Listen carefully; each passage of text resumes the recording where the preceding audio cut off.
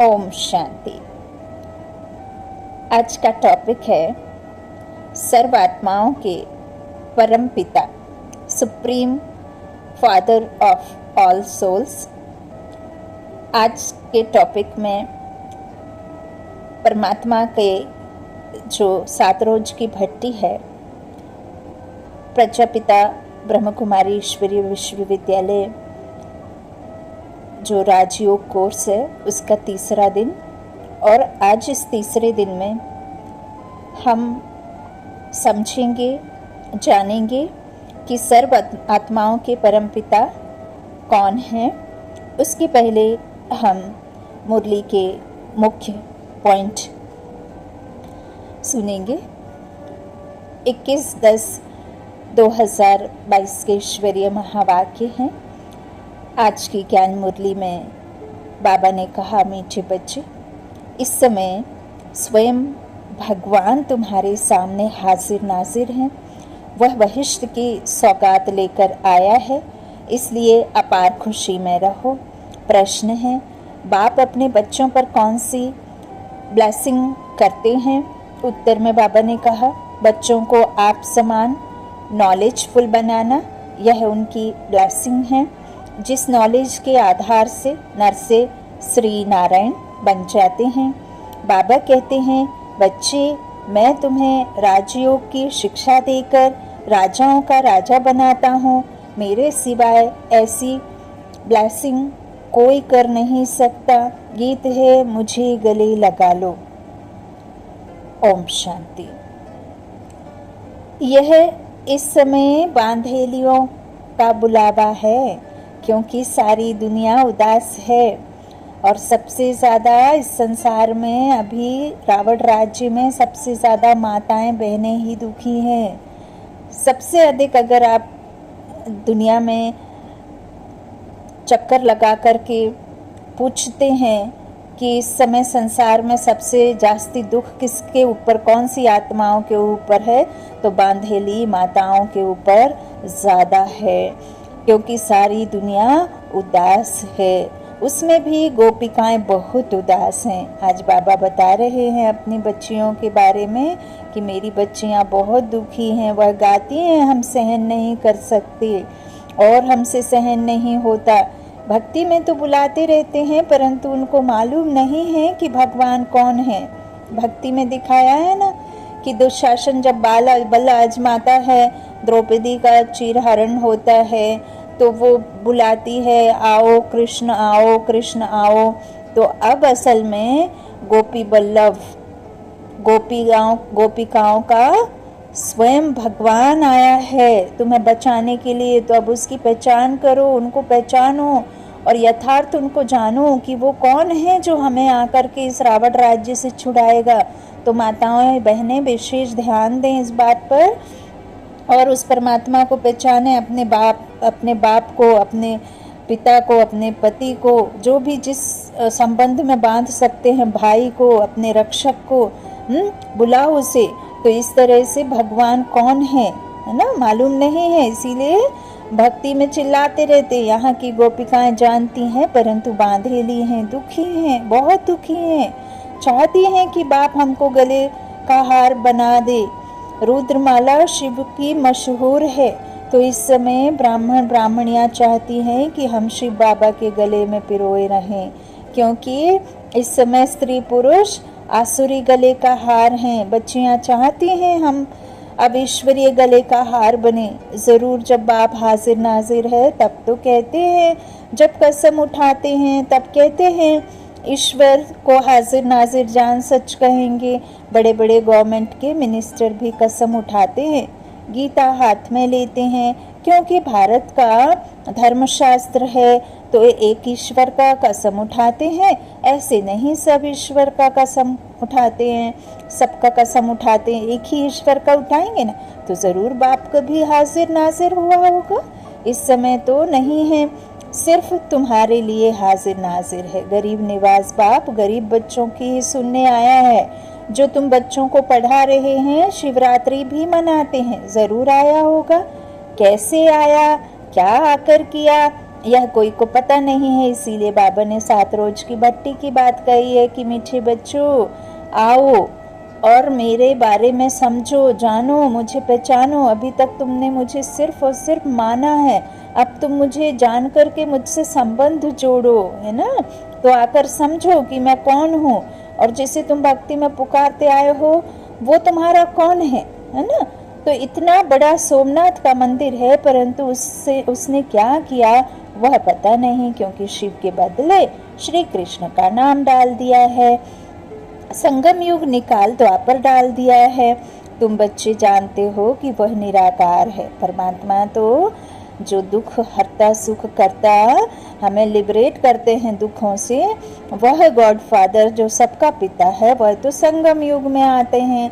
लेकिन क्या किया उसे, क्या किया, एक तो नाम बदली कर दिया, श्री कृष्ण रख दिया, और श्री कृष्ण रखा सो भी ठीक, बच्चे का नाम डालने के बाद उसे क्या किया, द्वापर में डाल दिया, है ना।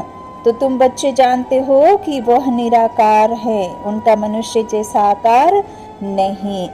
अब वह हमारे सामने बैठा है, तुम उनको हाजिर नाजिर देखती हो, बरोबर नॉलेजफुल है, नॉलेज देते हैं, यही उनकी विल्स है ना। हमारे ऊपर उनकी कौन सी विल्स है कि वो हमें नॉलेज देते हैं। इस नॉलेज की विल्स से तुम नर से नारायण बनते हो, वह ब्रह्मा तन से खुद पढ़ा रहे हैं।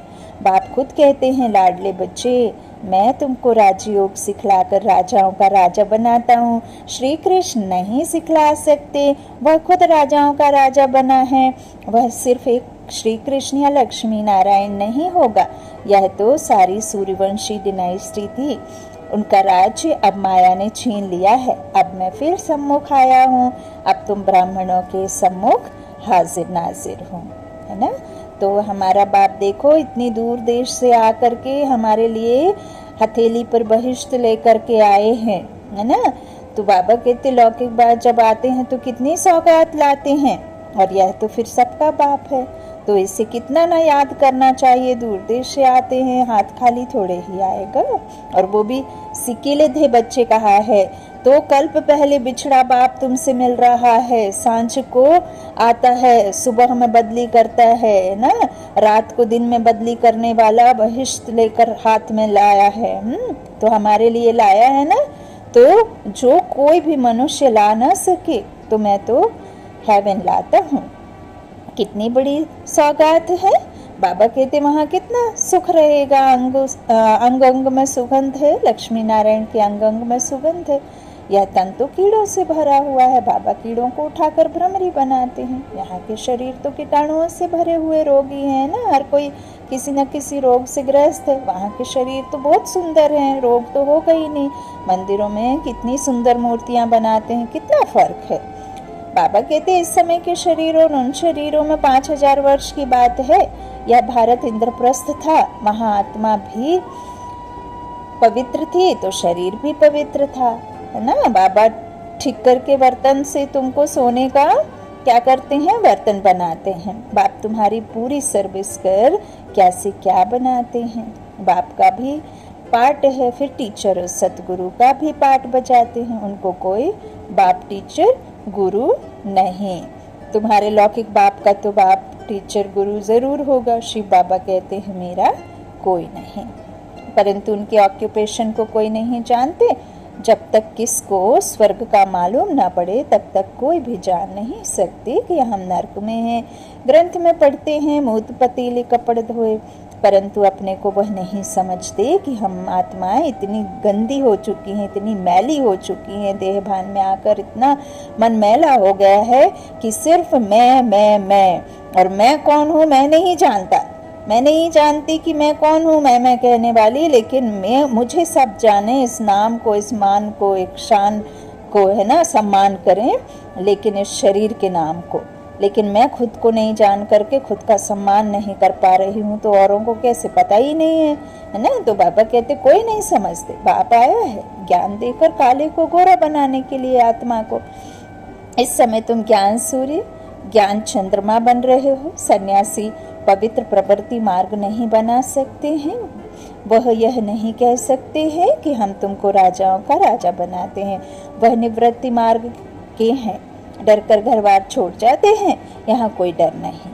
बाप के पास बच्चे आए हैं, कहते हैं बाबा हमारे में ताकत है, इकट्ठे रह पवित्र रह सकते हैं। अगर कोई कन्या पर मार पड़ती तो कन्या को बंधन से छुड़ाकर गंधर्वी विवाह कर सकते हैं। हम जल नहीं मरेंगे, ज्ञान तलवार बीच में रखेंगे। दोनों ब्राह्मण ब्राह्मणी भाई बहन कैसे विष पी सकते? एक पिता के संतान कैसे विष पिएंगे? शास्त्रों में भी गंधर्वी विवाह के लिए लिखा है, परंतु इसका अर्थ नहीं समझते। सन्यासी तो कह देते नारी नरक का द्वार है, जबकि बाबा कहते हैं उद्धार मूर्त है।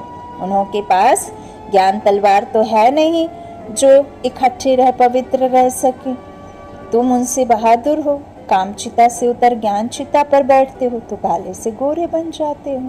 सन्यासी तो आजकल शादी भी कराते हैं, चर्च में भी शादियां होती है, नहीं तो क्राइस्ट को क्यों क्रॉस पर चढ़ाया? इस पवित्रता के कारण। कहा यह कौन है जो कहते हैं पवित्र बनो? आफतें तो आती हैं, यहाँ भी शिव बाबा पर नहीं आती हैं, परंतु जिसमें प्रवेश करते हैं लॉन्ग बूट में उस पर आती हैं। ब्रह्मा बाबा में तो कितनी कितनी कितनी मुश्किलें आई हैं, है ना, मौत भी आई है। तो बाट बांधे, रास्ते चलते ब्राह्मण फंस गया। पुरानी जूती है ना, यह थोड़े ही कहते हैं मैं श्री कृष्ण हूँ, कहते हैं राजयोग सीखूंगा तो नर से नारायण बनूंगा, परंतु अब नहीं है। वैसे बच्चों को निश्चय है कि हम नर से नारायण नारी से लक्ष्मी बनेंगे, फेल नहीं होंगे। जो क्षत्रिय बने, राम को 33 से कम मार्क्स मिली तो चंद्रवंशी में चले गए। ऐसे तो सूर्यवंशी भी चंद्रवंशी घराने में आते हैं। उस समय सतयुग के अंत में लक्ष्मी नारायण सीता राम को राज्य देते हैं। लक्ष्मी नारायण भी पुनर्जन्म लेते लेते त्रेता में आते हैं, रजवाड़े कुल में जन्म लेते हैं। फिर सीताराम नाम चला आता है, लक्ष्मी नारायण नाम खलास हो जाता है ना। तो अब प्रश्न पूछता हूँ, स्वदर्शन चक्र कौन सा है? एक दो से पूछा। हाँ, यह है चक्र। कैसे? देवता से क्षत्रिय, वैश्य शूद्र, अब ब्राह्मण वर्ण में आते हैं। यह चक्र जितना फिराएंगे उतना भी कर्म विनाश होंगे। इससे रावण का गला कटता है। तुम बच्चों का बेहद के बाप से अथाह प्यार है। तुम कहते भी हो बाबा हम आपका बिछुड़ना सहन नहीं कर सकते। ऐसी बच्चियां भी हैं जो बंधन में हैं, तड़पती हैं, क्योंकि यह है माता पिता। एक तो माता जगदम्बा है जिसको सब याद करते हैं, परंतु जगदम्बा का पिता कौन है यह किसको पता नहीं कि ब्रह्मा सरस्वती का बाप है। ब्रह्मा बाबा ब्रह्मा के कौन है? बाप हैं। पुजारी लोग यह नहीं जानते कि यह सरस्वती ही फिर लक्ष्मी बनती है, फिर 84 जन्म ले फिर यही सरस्वती बनती है। यह ज्ञान इस बाबा के पास थोड़े ही था। ब्रह्मा बाबा को तो खुद देने वाला परमात्मा है। इसमें ज्ञान होता तो जरूर किसी गुरु से मिला हुआ होता, फिर उस गुरु की महिमा भी करते, फिर उस गुरु के शिष्य भी होते, वह भी बताते, परंतु बाबा का कोई साकार गुरु नहीं है। बाप कहते हैं मैं तुम्हारा बाप टीचर गुरु हूँ, मैं इस पुरानी जुत्ती में बैठ पढ़ाता हूँ। तो यह फिर माता हो गई है ना, ब्रह्मा माँ, इसलिए उनको माता पिता कहते हैं। तो माता पिता जो गाते हैं वह ब्रह्मा सरस्वती को नहीं कह सकते। ब्रह्मा थोड़े ही बैकुंठ का रचता है जो उसे बाप कहेंगे। बाप तो बाप है और यह ब्रह्मा तुम्हारी मम्मा। कलश पहले इनको ब्रह्मा को मिला। किनको मिला? ब्रह्मा को मिलता है, परंतु सरस्वती की महिमा बढ़ाने के लिए उनको आगे रखा है। सरस्वती का नाम गॉडेस ऑफ नॉलेज मशहूर है ना। वीणा दिया है ना, तो विद्युत मंडली वाले भी सरस्वती का लक़ब रख लेते हैं। अच्छा, बाबा कहते हैं बाप दादा तो तुम बच्चों को के सम्मुख हाजिर नाजिर हैं, तुम कहेंगे हमारी नज़र के सामने हैं। पतित बूट में आया है, भगवान खुद कहते हैं मैंने इनमें प्रवेश किया है। अब ब्रह्मा की रात तो ब्रह्मा भी रात में होगा ना, फिर विष्णु बनेंगे तो दिन हो जाएगा। अच्छा, मीठे मीठे सिकीलाधे बच्चों का याद प्यार दे रहे हैं, बाबा दे रहे हैं तो याद प्यार लेते रहिए। बाबा ने कहा भी कि रोज रात में बाबा का याद प्यार लेकर के दे करके ही सोएं। दादा कहो व गुप्त माँ कहो, वंडरफुल राज है। बाप दादा मीठे मीठे बच्चों को नंबरवार पुरुषार्थ अनुसार क्यों कहते जानते हो? बाबा प्यार तब करेंगे जब बाबा मुआफिक सर्विस करते होंगे। जो जैसी मदद करते हैं वह भी तो प्रजा में आएंगे ना। उसमें भी नंबरवार साहूकार प्रजा भी होती है ना, अकेले लक्ष्मी नारायण से तो कुछ नहीं होगा। अच्छा, गुड मॉर्निंग। रूहानी बाप की रूहानी बच्चों को नमस्ते। हम सभी रूहानी बच्चों की रूहानी माता पिता बाप दादा को याद प्यार और नमस्ते नमस्ते नमस्ते। धारणा के लिए मुख्य सार। पहला, बाबा ने कहा सच्चे साहेब को राजी करने के लिए बहुत बहुत सच्ची दिल रखनी है। सच्चे दिल पर साहेब राजी, कोई भी विघ्न नहीं डालना है। दूसरा, सुख का अनुभव करने के लिए अपना योग ठीक रखना है। स्वदर्शन चक्र फिराते विकर्मों को भी भस्म करना है। वरदानी बाप का वरदान है न्यारी अवस्था में स्थित रहकर कार्य करने वाले सर्व के व परमात्मा प्यार के अधिकारी भाव। जैसे बाप सबसे न्यारा और सबका प्यारा है, न्यारापन ही प्यारा बना देता है। जितना अपनी देह के भान से न्यारे होते जाएंगे उतना प्यारा बनेंगे। बीच बीच में प्रैक्टिस करो, देह में प्रवेश होकर कर्म किया और अभी अभी न्यारे हो गए। ऐसी न्यारी अवस्था में स्थित रहने से कर्म भी अच्छा होगा और बाप के बाद सर्व के प्यारे भी बनेंगे। परमात्मा प्यार के अधिकारी बनना कितना बड़ा फायदा है। स्लोगन, शुभ भावना का स्टॉक फुल हो तो व्यर्थ को फुल स्टॉप लग जाएगा। शुभ भावना का स्टॉक फुल हो तो व्यर्थ को फुल स्टॉप लग जाएगा। मातेश्वरी जी के अनमोल महावाक्य, आत्मा कभी परमात्मा का अंश नहीं हो सकती है। बहुत मनुष्य ऐसे समझते हैं हम आत्माएं परमात्मा की अंश हैं। अब अंश तो कहते हैं टुकड़े को, एक तरफ कहते हैं परमात्मा अनादि और अविनाशी है, तो ऐसे अविनाशी परमात्मा को टुकड़े में कैसे लाते हैं? अब परमात्मा कट कैसे हो सकता है? आत्मा ही अजर अमर है, तो अवश्य आत्मा को पैदा करने वाला अमर ठहरा। ऐसे अमर परमात्मा को टुकड़े में ले आना गोया परमात्मा को भी विनाशी कह दिया। लेकिन हम तो जानते हैं कि हम आत्मा परमात्मा की संतान हैं, तो हम उसके वंशज ठहरे अर्थात बच्चे ठहरे। वो फिर अंश कैसे हो सकते हैं? इसलिए परमात्मा के महावाक्य हैं कि बच्चे, मैं खुद तो इमॉर्टल हूँ, जागती ज्योत हूँ, मैं दीवा हूँ, मैं कभी बुझता नहीं हूँ, जगमगाती ज्योत हूँ और सभी मनुष्यात्माओं का दीपक जगता भी है तो बुझता भी है। उन सबको जगाने वाला फिर मैं हूँ, क्योंकि लाइट और माइट देने वाला मैं हूँ। बाकी इतना जरूर है, मुझ परमात्मा की लाइट और आत्मा की लाइट दोनों में फर्क अवश्य है। जैसे बल्ब होता है, कोई ज्यादा पावर वाला कोई कम पावर वाला होता है, वैसे आत्मा भी कोई ज्यादा पावर वाली कोई कम पावर वाली है।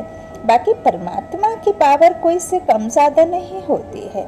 तभी तो परमात्मा के लिए कहते हैं कि वह सर्वशक्तिमान है।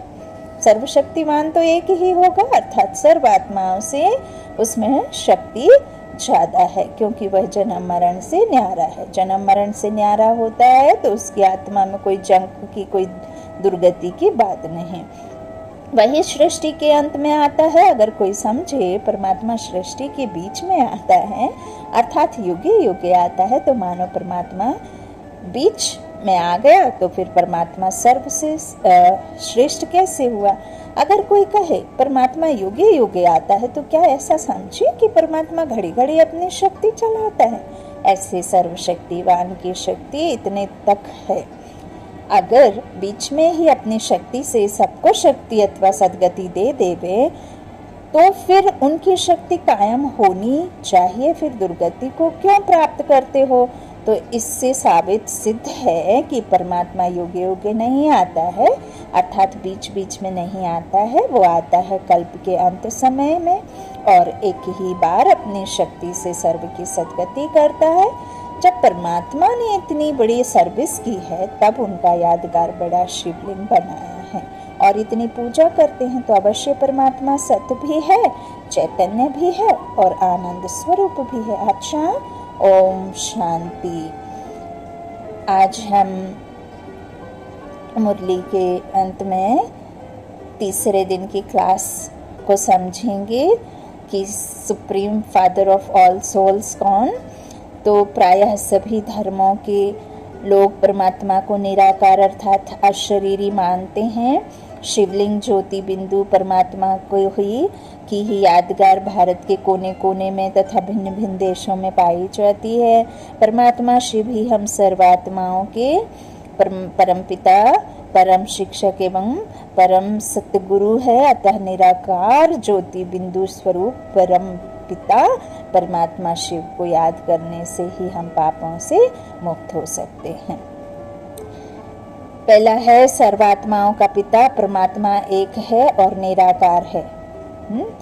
तो प्रायः लोग यह नारा तो लगाते हैं कि हिंदू, मुस्लिम, सिख, ईसाई सभी आपस में भाई भाई हैं, परंतु वे सभी आपस में भाई भाई कैसे हैं? और यदि वे भाई भाई हैं तो उन सभी का एक पिता कौन है, इसे वे नहीं जानते। देह की दृष्टि से तो वे सभी भाई भाई हो नहीं सकते क्योंकि उनके माता पिता अलग अलग हैं। आत्मिक दृष्टि से ही वे सभी एक परम पिता परमात्मा की संतान होने के नाते से भाई भाई हैं। यहाँ सभी आत्माओं के एक परम पिता का परिचय दिया गया है। इस स्मृति में सिद्ध होने से राष्ट्रीय एकता हो सकती है। प्रायः सभी धर्मों के लोग कहते हैं कि परम आत्मा एक है और सभी का पिता है और सभी मनुष्य आपस में भाई भाई हैं। एक पिता की संतान आत्मा, आत्मा का रंग रूप वेशभूषा कुछ भी नहीं है ना, तो आपस में भाई भाई, इसीलिए फिर कहा हिंदू, मुस्लिम, सिख, ईसाई। तो परंतु प्रश्न उठता है कि वह एक पारलौकिक परम पिता परमात्मा कौन है जिसे सभी मानते हैं। आप देखेंगे कि भले ही हर एक धर्म के स्थापक अलग अलग हैं, परंतु हर एक धर्म के अनुयायी निराकार ज्योति स्वरूप परमात्मा शिव की प्रतिमा, शिवलिंग को किसी न किसी प्रकार से मान्यता देते हैं।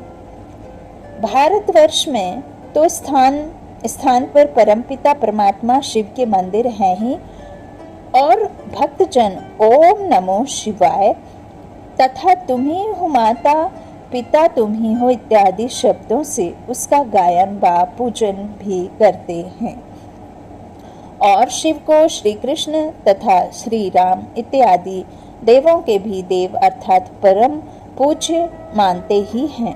परंतु भारत से बाहर दूसरे धर्मों के लोग भी इसको मान्यता देते हैं। यहाँ सामने दिए चित्र में दिखाया गया है कि शिव का स्मृति चिन्ह सभी धर्मों में है।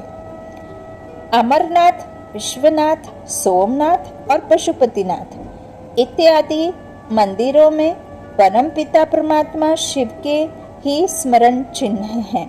गोपेश्वर तथा रामेश्वर के जो मंदिर हैं उनसे स्पष्ट है कि शिव श्री कृष्ण तथा श्री राम के भी पूज्य हैं, देवों के देव महादेव। तो राजा विक्रमादित्य भी शिव की ही पूजा करते थे। मुसलमानों के मुख्य तीर्थ मक्का में भी एक इसी आकार का पत्थर है जिससे कि सभी मुसलमान यात्री बड़े प्यार व सम्मान से घूमते हैं। उसे वे संगे अज़वद कहते हैं और इब्राहिम तथा मोहम्मद द्वारा उनकी स्थापना हुई है ऐसा मानते हैं। परंतु आज वे भी इस रहस्य को नहीं जानते कि उनके धर्म में बुत परस्ती प्रतिमा पूजा की मान्यता न होते हुए भी इस आकार वाले पत्थर की स्थापना क्यों की गई है और उनके यहाँ इसे प्यार व सम्मान से चूमने की प्रथा क्यों चली आती है। इटली में कई रोमन कैथोलिक्स ईसाई भी इसी प्रकार वाली प्रतिमा को ढंग से पूजते हैं। ईसाइयों के धर्म स्थापक ईसा ने तथा सिखों के धर्म स्थापक नानक जी ने भी परमात्मा को एक निराकार ज्योति ही माना है। यहूदी लोग तो परमात्मा को यहोवा नाम से पुकारते हैं, जो नाम शिवा का ही रूपांतर मालूम होता है। जापान में भी बौद्ध धर्म के कई अनुयायी इसी प्रकार की एक प्रतिमा अपने सामने रखकर उस पर अपना मन एकाग्र करते हैं, परंतु समयांतर में सभी धर्मों के लोग यह मूल बात भूल गए हैं कि शिवलिंग सभी मनुष्यात्माओं के परम पिता का स्मरण चिन्ह है। यदि मुसलमान यह बात जानते होते तो वे सोमनाथ के मंदिर को कभी न लूटते, बल्कि मुसलमान, ईसाई इत्यादि सभी धर्मों के अनुयायी भारत को ही परमपिता परमात्मा की अवतार भूमि मानकर इसे अपना सबसे मुख्य तीर्थ मानते और इस प्रकार संसार का इतिहास ही कुछ और होता। परंतु एक पिता को भूलने के कारण संसार में लड़ाई झगड़ा, दुख तथा क्लेश हुआ और सभी अनाथ व कंगाल बन गए। परमपिता परमात्मा और उनके दिव्य कर्तव्य। परमपिता परमात्मा और उनके दिव्य कर्तव्य हैं। आपने देखा होगा कि ऊपर में चित्र में ऊपर में सुप्रीम सोल, फिर ब्रह्मा विष्णु शंकर दिखाए हैं, जो ब्रह्मा द्वारा स्थापना, विष्णु द्वारा पालना और शंकर द्वारा क्या हुआ है, विनाश। और यह तीनों भी उस सुप्रीम सोल गॉड फादर की रचना है।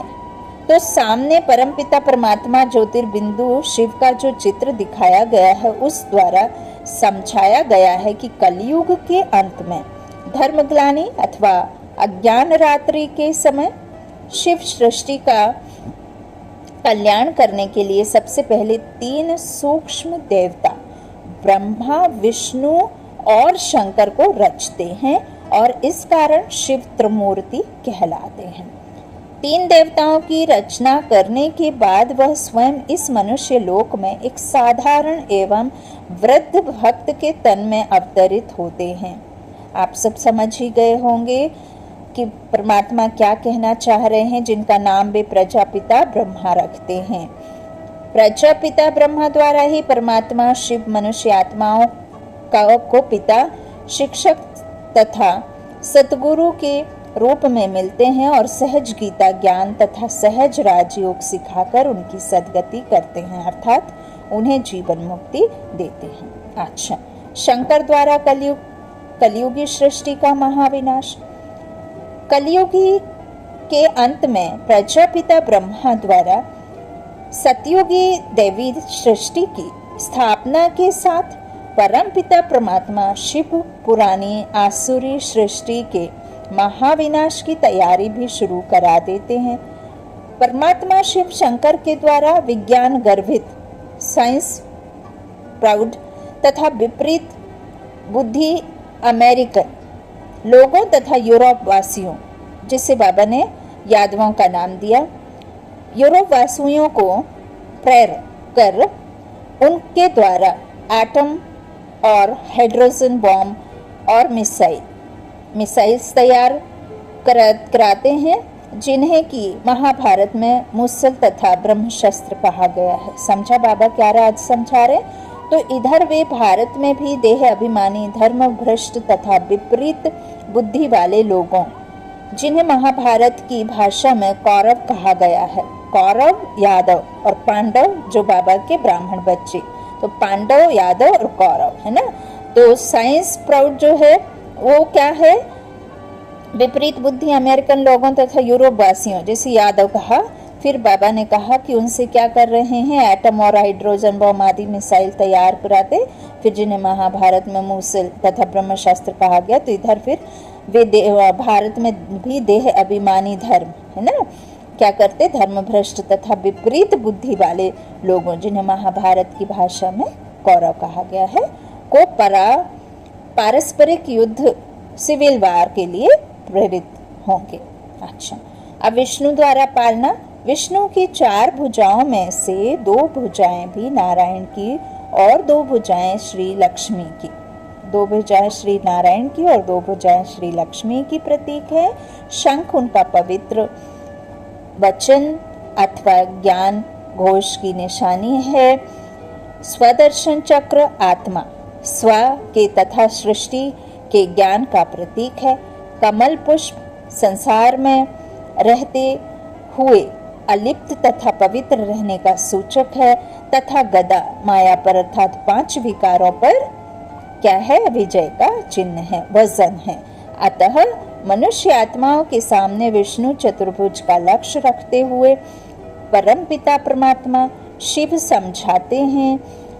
परमपिता परमात्मा शिव समझते हैं कि इन अलंकारों को धारण करने से अर्थात इनके रहस्य को अपने जीवन में उतरने से नर श्री नारायण और नारी श्री लक्ष्मी पद प्राप्त कर लेती हैं। अर्थात मनुष्य 2 ताजों वाला देवी या देवता पद पा लेता है। इन 2 ताजों में से एक ताज तो प्रकाश का ताज अर्थात प्रभा मंडल क्राउन ऑफ लाइट है, जो कि पवित्रता व शांति का प्रतीक है, और दूसरा रत्न जड़ित सोने का ताज है, जो संपत्ति अथवा सुख का अथवा राज्य भाग्य का सूचक है।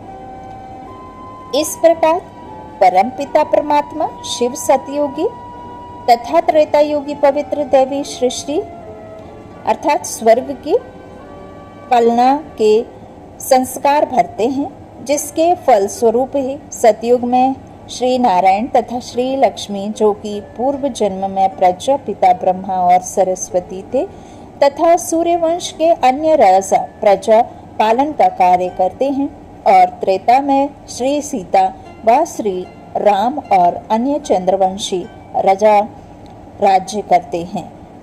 मालूम रहे कि वर्तमान समय परमपिता परमात्मा शिव प्रजापिता द्वारा तथा तीनों देवताओं द्वारा उपर्युक्त तीनों कर्तव्य करा रहे हैं।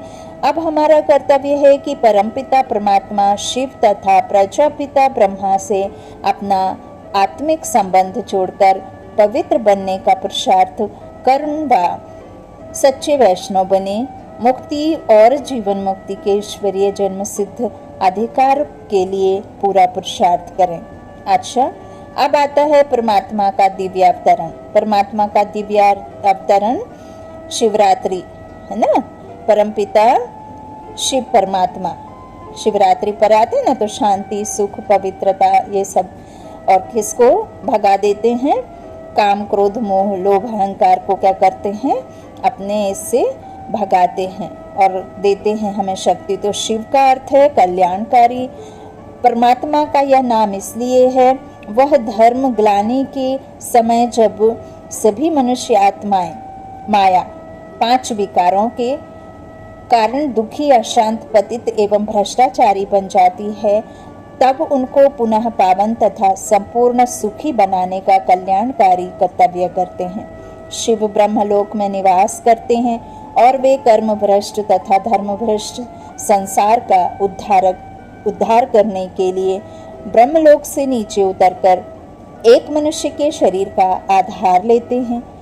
परमात्मा शिव के इस अवतरण अथवा दिव्य एवं अलौकिक जन की पुनीत स्मृति में ही शिवरात्रि अर्थात शिव जयंती का त्योहार मनाया जाता है। परमात्मा शिव तो जो साधारण एवं वृद्ध मनुष्य के तन में अवतरित होते हैं, उसको वे परिवर्तन के बाद प्रजापिता ब्रह्मा नाम देते हैं। उन्हीं की याद में शिव की प्रतिमा के सामने ही उनका वाहन नंदी गण दिखाया जाता है। क्योंकि परमात्मा सर्वात्माओं के माता पिता हैं, इसलिए वे किसी माता के गर्भ से जन्म नहीं लेते, बल्कि ब्रह्मा के तन में क्या करते हैं, सन्निवेश ही उनका दिव्य जन्म अथवा अवतरण है। ओके, तो अजन्मा परमात्मा शिव के दिव्य जन्म की रीति न्यारी है। कैसे? परमात्मा शिव किसी पुरुष के बीज से अथवा किसी माता के गर्भ से जन्म नहीं लेते, क्योंकि वे तो स्वयं ही सबके माता पिता हैं। मनुष्य सृष्टि के चेतन बीज रूप है और जन्म मरण तथा कर्म बंधन से रहित है। अतः वे एक साधारण मनुष्य के वृद्धावस्था वाले तन में प्रवेश करते हैं। इसे ही परमात्मा शिव का दिव्य जन्म अथवा अवतरण भी कहा जाता है, क्योंकि जिस तन में प्रवेश करते हैं वह एक जन्म मरण तथा कर्म बंधन के चक्कर में आने वाली मनुष्य आत्मा ही का शरीर होता है। वह परमात्मा का अपना शरीर नहीं होता, उसे उधार लेते हैं, उस रथ का आधार लेते हैं। अतः चित्र में दिखाया गया है कि जब सारी सृष्टि माया अर्थात काम, क्रोध, लोभ, मोह, अहंकार आदि 5 विकारों के पंजे में फंस जाती है, तब परमपिता परमात्मा शिव, जो कि आवागमन के चक्कर से मुक्त हैं, मनुष्य आत्माओं को पवित्रता, सुख और शांति का वरदान देकर माया के पंजे से छुड़ाते हैं। वे ही सहज ज्ञान और राजयोग की शिक्षा देते हैं तथा सभी आत्माओं को परम धाम में ले जाते हैं तथा मुक्ति एवं जीवन मुक्ति का वरदान देते हैं। शिवरात्रि का त्योहार फाल्गुन मास, जो कि विक्रमी संवत का अंतिम मास होता है, में आता है। उस समय कृष्ण पक्ष की चतुर्दशी होती है और पूर्ण अंधकार होता है। उसके पश्चात शुक्ल पक्ष का आरंभ हुई और कुछ ही दिनों बाद तथा नया संवत आरंभ होता है। अतः रात्रि की तरह फाल्गुन की कृष्ण चतुर्दशी भी आत्माओं को अज्ञान, अंधकार, विकार अथवा आसुरी लक्षणों की पराकाष्ठा के अंतिम चरण का बोधक है।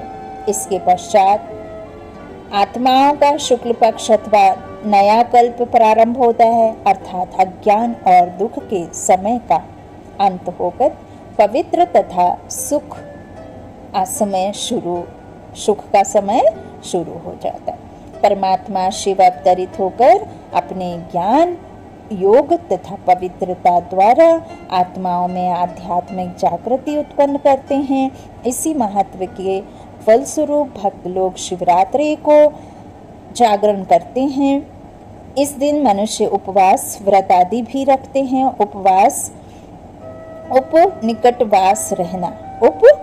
निकटवास रहना का वास्तविक अर्थ ही है परमात्मा के समीप हो जाना। अब परमात्मा से युक्त होने लिए पवित्रता का व्रत लेना जरूरी है। शिव और शंकर में अंतर। सूक्ष्मलोक निवासी विनाशकारी आकारी देवता रचना कौन है? शिव और शंकर। परम धाम निवासी कल्याणकारी निराकार परमात्मा रचयिता है ना। तो शिवरात्रि जब पूर्णतः अंधकार दुख की रात आती, तब परमात्मा आते और इस अंधकार को, यह जो दुख का कारण है 5 विकार, उसको खत्म करते, इनको जलाते, अपनी याद से जलवाते हैं, है ना। तो बहुत से लोग शिव और शंकर को एक ही मानते हैं, परंतु वास्तव में इन दोनों में भिन्नता है। आप देखते हैं कि दोनों की प्रतिमाएं भी अलग अलग आकार वाली होती हैं। शिव की प्रतिमा अंडाकार अथवा अंगुष्ठाकार होती है, जबकि महादेव शंकर की प्रतिमा शारीरिक आकार वाली होती है। यहाँ उन दोनों का अलग अलग परिचय, जो कि परमपिता परमात्मा शिव ने अब स्वयं हमें समझाया है तथा अनुभव कराया है, स्पष्ट किया जा रहा है। महादेव शंकर, पहला, यह ब्रह्मा और विष्णु की तरह सूक्ष्म शरीरधारी है। इन्हें महादेव कहा जाता है, परंतु इन्हें परमात्मा नहीं कहा जा सकता। दूसरा, यह ब्रह्मा देवता तथा विष्णु देवता की रथ सूक्ष्म लोक में शंकरपुरी में वास करते हैं। तीसरा, ब्रह्मा देवता तथा विष्णु देवता की तरह यह भी परमात्मा शिव की ही रचना है। चौथा, यह केवल महाविनाश का कार्य करते हैं, स्थापना और पालना के कर्तव्य में इनका कर्तव्य नहीं है। अब परमपिता परमात्मा शिव, पहला, यह चैतन ज्योति बिंदु है और इनका अपना कोई स्थूल या सूक्ष्म शरीर नहीं है, यह परमात्मा है। दूसरा, यह ब्रह्मा विष्णु तथा शंकर के लोक अर्थात सूक्ष्म देव लोक से भी परे ब्रह्मलोक मुक्ति धाम में वास करते हैं। तीसरा, यह ब्रह्मा विष्णु शंकर के भी रचयिता अर्थात त्रिमूर्ति हैं। चौथा, यह ब्रह्मा विष्णु तथा शंकर द्वारा वह महाविनाश और विष्णु द्वारा विश्व का पालन करा के विश्व का कल्याण करते हैं। शिव का जन्मोत्सव रात्रि में क्यों? रात्रि वास्तव में अज्ञान, तमोगुण अथवा पापाचार की निशानी है। अतः द्वापर युग और कलयुग के समय को रात्रि कहा जाता है। कलयुग के अंत में जबकि साधु, सन्यासी, गुरु, आचार्य इत्यादि सभी मनुष्य पतित तथा दुखी होते हैं और अज्ञान निद्रा में सोए पड़े होते हैं। जब धर्म की ग्लानि होती है और जब यह भारत विषय विकारों के कारण क्या होता है, वैश्यालय बन जाता है, तब पतित पावन परम पिता परमात्मा शिव इस सृष्टि में दिव्य जन्म लेते हैं। इसलिए अन्य सबका जन्मोत्सव तो जन्मदिन के रूप में मनाया जाता है, परंतु परमात्मा शिव के जन्मदिन को शिवरात्रि बर्थ नाइट ही कहा जाता है। अतः यहाँ चित्र में जो कालिमा अथवा अंधकार दिखाया गया है वह अंधकार, अज्ञान का अंधकार अथवा विषय विकारों की रात्रि का घोतक है।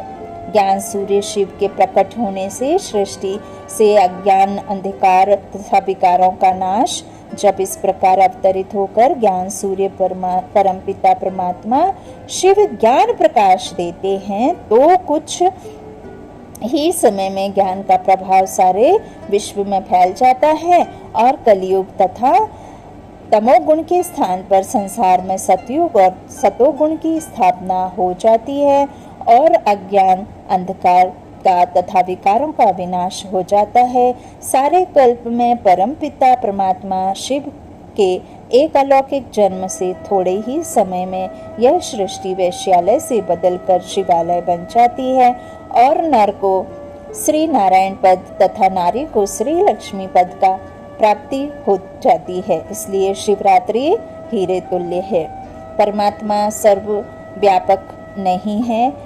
एक महान मूल, तो एक महान भूल जो हुई है ना, ये किसके द्वारा हुई है? मनुष्यों के द्वारा, कि उसे सर्वव्यापी कह दिया है ना?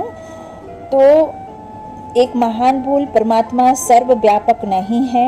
यह कितने आश्चर्य की बात है कि आज एक और तो लोग परमात्मा को माता पिता और पतित पावन मानते हैं और दूसरी ओर कहते हैं कि शिव परमात्मा सर्वव्यापक हैं, अर्थात वह तो ठिक्कर, फतर, सर्प, बिच्छू, वाराह, मगरमच्छ और चोर और डाकू सभी में है। ओह, अपने परम प्यारे, परम पावन, परम पिता के बारे में यह कहना कि वह कुत्ते में, बिल्ले में, सभी में है, यह कितनी बड़ी भूल है, यह कितना बड़ा पाप है। जो पिता हमें मुक्ति और जीवन मुक्ति की विरासत, जन्म से अधिकार देता है और हमें पतित से पावन बनाकर स्वर्ग का राज्य देता है, उसके लिए ऐसे शब्द कहना गोया कृतज्ञ बनना ही तो है ना, अपराध ही तो है। तो यदि परमात्मा सर्वव्यापी होते तो उसके शिवलिंग रूप की पूजा क्यों होती? यदि वह यत्र तत्र सर्वत्र होते तो वह दिव्य जन्म कैसे लेते? मनुष्य उनके अवतरण के लिए उन्हें क्यों पुकारते और शिवरात्रि का त्योहार क्यों मनाया जाता? यदि परमात्मा सर्वव्यापक होते तो वह गीता ज्ञान कैसे देते और गीता में लिखे हुए उनके यह महावाक्य कैसे सत्य होते, कैसे सत्य सिद्ध होते कि मैं परम पुरुषोत्तम हूँ, मैं सूर्य और तारागण के प्रकाश की पहुंच से भी परे परम धाम का वासी हूँ। यह सृष्टि एक उल्टा वृक्ष है और मैं इसका बीज हूँ जो कि ऊपर रहता हूँ। यह जो मान्यता है कि परमात्मा सर्वव्यापी हैं, इसके भक्ति, ज्ञान, योग इत्यादि सभी का खंडन हो गया है, क्योंकि यदि ज्योतिर्स्वरूप भगवान का कोई नाम और रूप ही ना हो तो ना उससे संबंध अर्थात योग जोड़ा जा सकता है, ना ही उनके प्रति स्नेह और भक्ति ही हो ना प्रकट की जा सकती, भक्ति भी नहीं प्रकट कर सकते, और ना ही उनके नाम और कर्तव्यों की चर्चा ही हो सकती है। जबकि ज्ञान का तो अर्थ ही किसी के नाम रूप धाम गुण कर्म स्वभाव संबंध ना, उससे होने वाली प्राप्ति इत्यादि का परिचय है। अतः परमात्मा को सर्वव्यापक मानने के कारण आज मनुष्य मनमना भवदथ मामेकम शरणम ब्रज की क्या ईश्वर राज्य पर नहीं, ईश्वर की जो मत है उस पर नहीं चल सकते। अर्थात बुद्धि में एक ज्योति स्वरूप परम पिता परमात्मा शिव की याद धारण नहीं कर सकते और उससे स्नेह संबंध नहीं जोड़ सकते, बल्कि उनका मन भटकता रहता है। परमात्मा चैतन्य है, वह तो हमारे परम पिता हैं। पिता तो कभी सर्वव्यापी नहीं होता। एक बाप अनेक होते हैं क्या? एक ही होगा ना। अतः परम पिता परमात्मा को सर्वव्यापी मानने से ही सभी नर नारी योग भ्रष्ट और पतित हो गए हैं और उस परम पिता की पवित्रता सुख शांति रूपी बापौती विरासत से वंचित हो दुखी तथा अशांत हैं।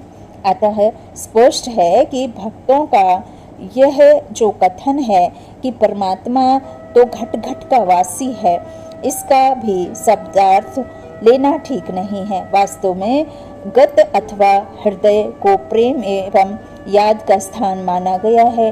द्वापर युग के शुरू के लोगों में ईश्वर भक्ति अथवा प्रभु में आस्था का स्थान एवं श्रद्धा बहुत थी ना, तो कोई विरला ही ऐसा व्यक्ति होता जो परमात्मा को ना मानता हो। अतः उस समय भाव विभोर भक्त यह दिया करते थे कि ईश्वर तो घट घटवासी हैं, क्योंकि सब मानते थे ना, अर्थात उससे तो सभी याद और प्यार करते हैं और सभी के मन में ईश्वर का चित्र वियस रहा है ना, व्याप्त रहा है। तो इन शब्दों का अर्थ यह लेना कि स्वयं ईश्वर ही सबके हृदय में वास कर रहा है, यह भूल है। तो यह हुआ आज का भट्टी का तीसरा रोज, और उम्मीद है आपको बाबा का परिचय सुनकर बहुत नशा चढ़ रहा होगा। आज हमने परमात्मा के बारे में समझा, तो आप सभी को बहुत बहुत शुक्रिया। बाबा आपका कोटि कोटि धन्यवाद। आप सभी को कल हम चौथे दिन के साथ में हाजिर होंगे। यूं ही आप सुनते रहिए, परमात्मा के याद में डूबे रहिए, यही मेरी शुभकामना है। ओम शांति। शुक्रिया बाप दादा, शुक्रिया आप सभी भाई बहनों के स्नेह का, प्यार का। ओम शांति। Good night.